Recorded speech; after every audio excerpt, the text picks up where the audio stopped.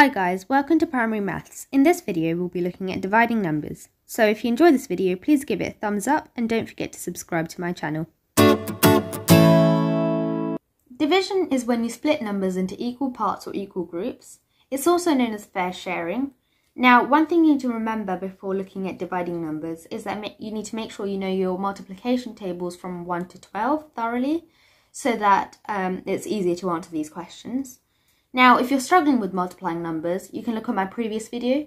I've included the link in the description below. So here I've got a few examples written down. Now I'm going to start off by showing you a couple of different methods to do these basic questions. So the first example here is 12 divided by 3.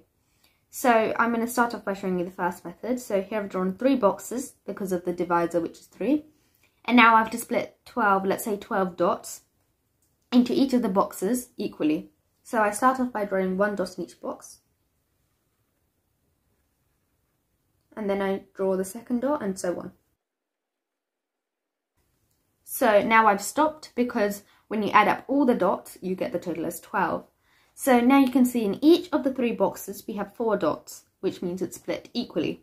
Now 12 divided by 3 is 4.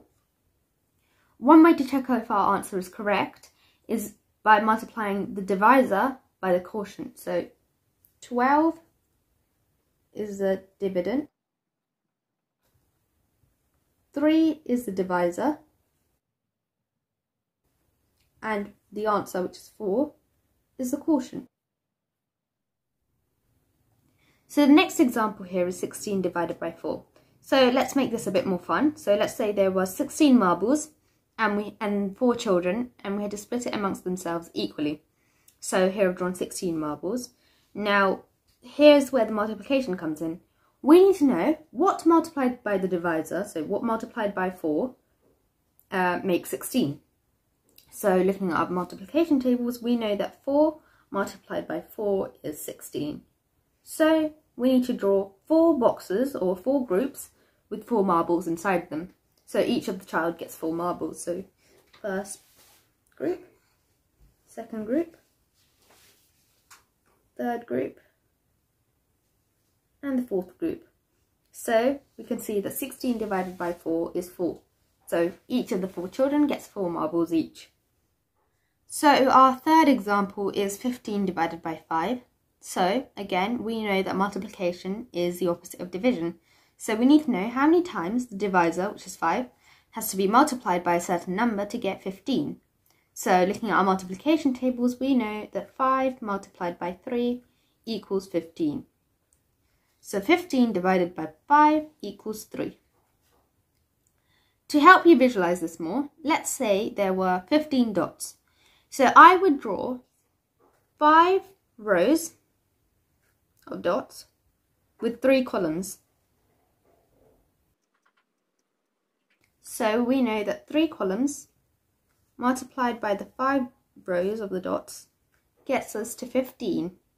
So 3 multiplied by 5 equals 15. You can also say 15 divided by 3 equals 5, or 15 divided by 5 equals 3. So now let's look at the final example here. So we have 16 divided by 5. Now this is slightly more challenging because 5 cannot go into 16 completely. So let's look at how many times 5 can go into 16 without it going fully. So 5 can go 3 times, so 5 times 3 equals 15. We cannot go beyond this because 5 times 4 would equal 20, which is too much of a bigger number.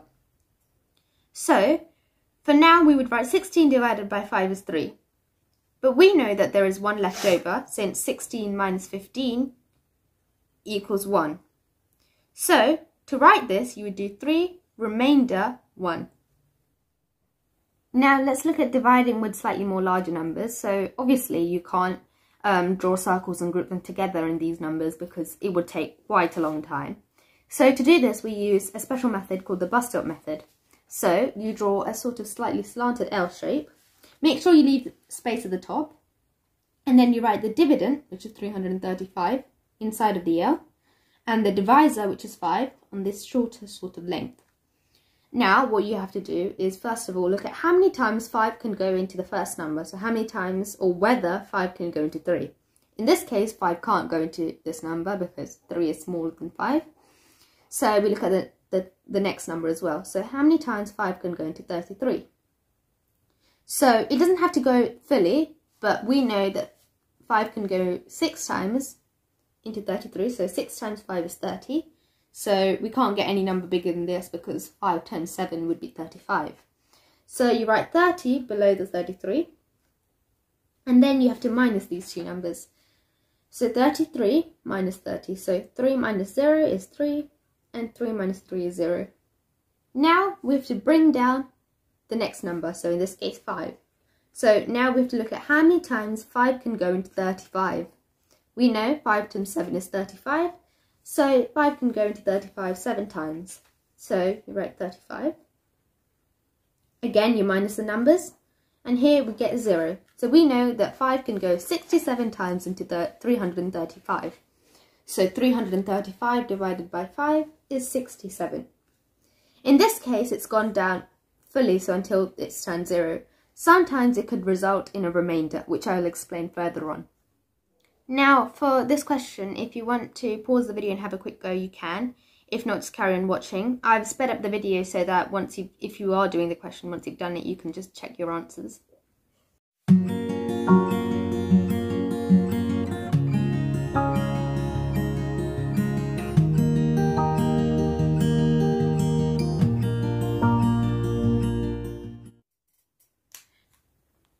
Now let's look at the final question. This is a very challenging question. If you're confident enough, you can pause the video and have a quick go. If not, just carry on watching. So again, we use the bus stop method. So you write 3,472 inside and the 15 on the outside. Now, first of all, we check whether 15 can go into the first number. Since it can't, we look at the first two numbers. 15 can go into 34 2 times, since 2 times 15 is 30. So you write 30 at the bottom and 2 at the top. And you minus these two numbers. 34 minus 30 is 4. Now you bring down the 7.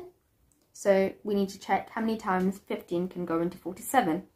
Again, we know that 3 times 15 is 45.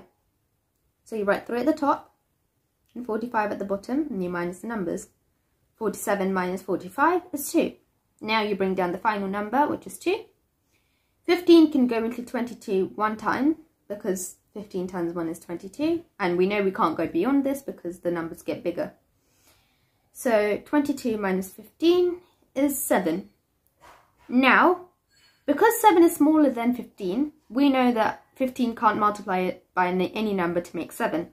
So you write 231, remainder, 7 is the answer. Thanks for watching, and if you have any questions, please comment below.